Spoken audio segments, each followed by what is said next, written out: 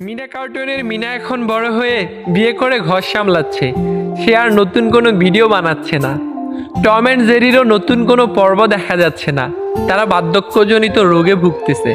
Mister বিন সিদ্ধান্ত নিয়েছে সে আর নতুন কোনো ফানি ভিডিও বানাবে না। সে ব্যস্ত ডালিউডে।